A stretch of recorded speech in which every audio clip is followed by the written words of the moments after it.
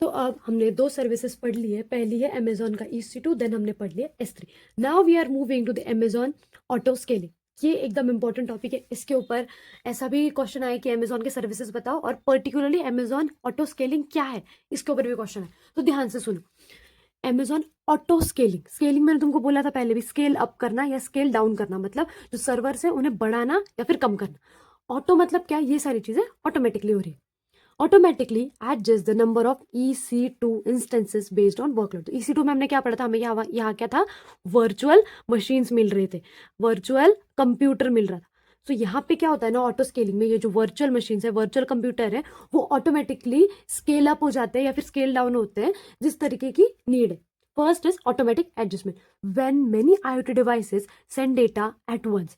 बहुत सारे IoT devices है, बड़ी इंडस्ट्री है, समझो 100 IoT डिवाइसेस लगे हुए। तो ये जब एक साथ डेटा भेजती है, अब इसका एनालिसिस करना है, स्टोर भी करना है। सो क्या करता है ना अमेजोन, पहले एक EC2 पे काम कर रहा था, अब ये क्या करेगा, बोल देगा अभी मुझे और EC2 चाहिए।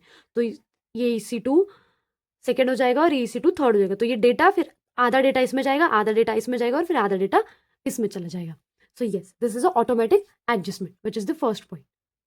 The second point of auto scaling is handle sudden traffic spike. अचानक से कुछ हो गया और अचानक से, पहले तो एक ही EC2 लग रहा था, अभी अचानक से दो दो तीन तीन लग रहे हैं, तो इसको भी क्या करता है, वो इजीली हैंडल करता है।